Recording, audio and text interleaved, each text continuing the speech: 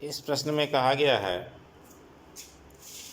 कि प्रश्न के अनुसार संख्याओं की जो सूची प्राप्त हो रही है वह एपी में है या नहीं, और एपी में है तो किस प्रकार है, इसे बताना है।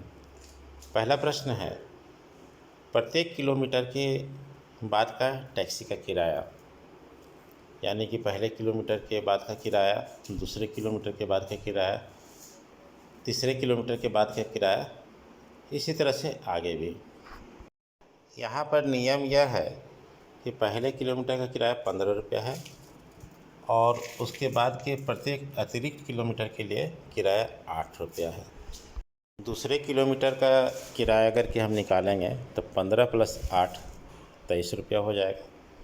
तीसरे किलोमीटर का किराया निकालेंगे तो 23 + 8 31 होगा, यानी कि इसमें हर एक बार एक निश्चित संख्या जुड़ रही है, इसलिए यह जो सूची प्राप्त हो रही है 15, 15, 8, 23, 23, 8, 31, यह एपी में है।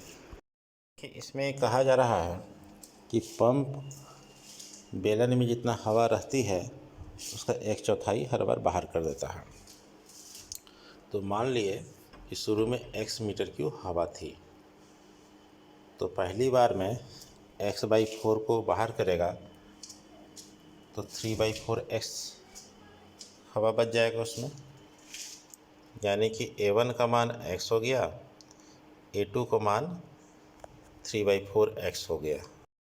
अब यहाँ पर समझिए, दूसरी बार जो पंप हवा को बाहर करेगा वो 3/4x का 1/4 यानी कि 3/16x को बाहर करेगा।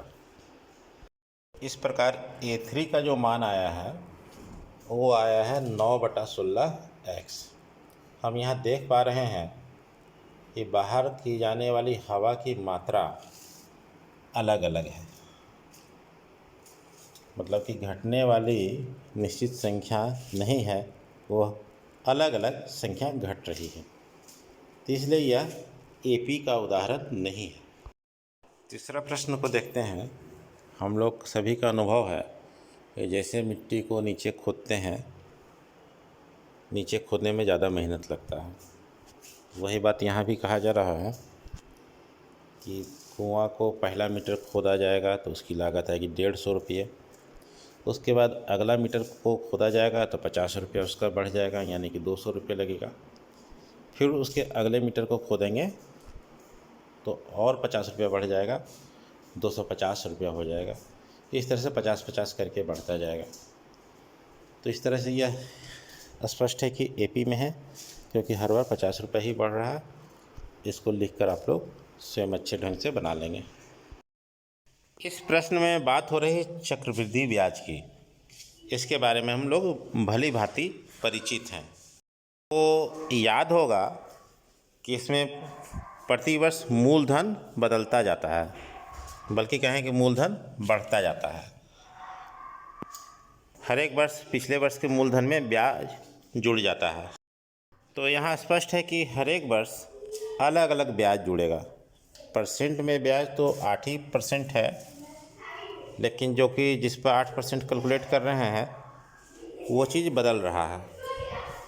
तो हम कह सकते हैं कि यह दिया गया प्रश्न भी, इसमें जो मिश्र धन है प्रत्येक वर्ष का, वह एपी में नहीं है। जब प्रथम पद ए और सार्व अंतर डी मालूम हो जाता है तो हम किसी भी पद को आसानी से निकाल सकते हैं। नीचे 5 प्रश्न दिए गए हैं। सभी प्रश्नों में आपको ए और डी दिया गया है। इसमें कहा गया प्रथम 4 पद लिखिए। एक पद तो दे ही दिया गया है, आगे आपको 3 पद लिखना है। अब देखिए लिखना कैसे है। पहला प्रश्न लेते हैं, इसमें a बराबर 10 है और d बराबर भी 10 है, तो a1 बराबर a बराबर 10 हो गया। फिर a2 का मान निकालेंगे तो a1 + d मतलब 10 + 10 बराबर 20 हो गया। a3 क्या हो जाएगा, a2 + d यानी 20 + 10 बराबर 30। इसी तरह से a4 निकालेंगे तो a3 + d यानी 30 + 10 40 होगा।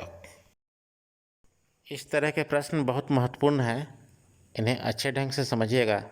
ये परीक्षा में हर साल पूछे जाते हैं। काफ़ी आसान प्रश्न है।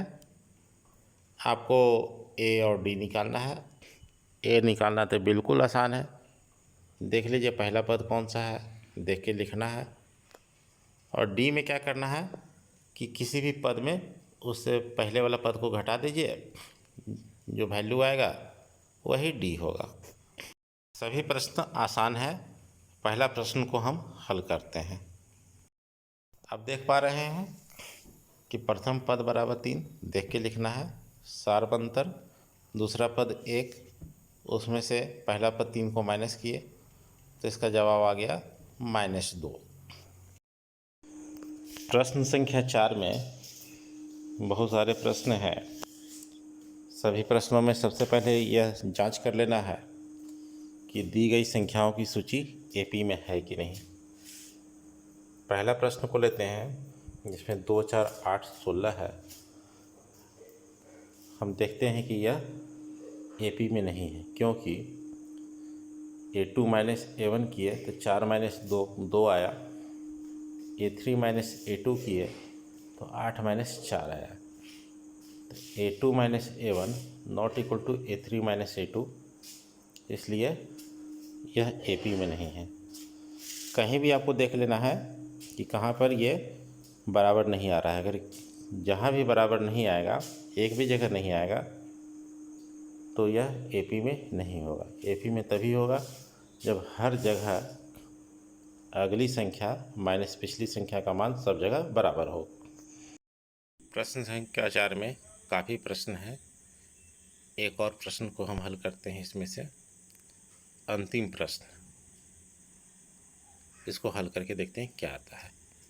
तो अंतिम प्रश्न को सबसे पहले सरल रूप में लिखेंगे। जैसे 1 का स्क्वायर है 1 लिख देंगे, 5 का स्क्वायर है 25 लिख देंगे, 7 का स्क्वायर है 49 लिख देंगे। फिर 73 लिखा हुआ उसको कुछ नहीं करेंगे, जैसे है वैसे लिखेंगे। फिर देखते हैं यह एपी में है या नहीं। हल करने पर पता चला कि यह एपी में है और इसकी अगली 3 संख्या लिखनी थी, उसे हम लोग लिख लिए।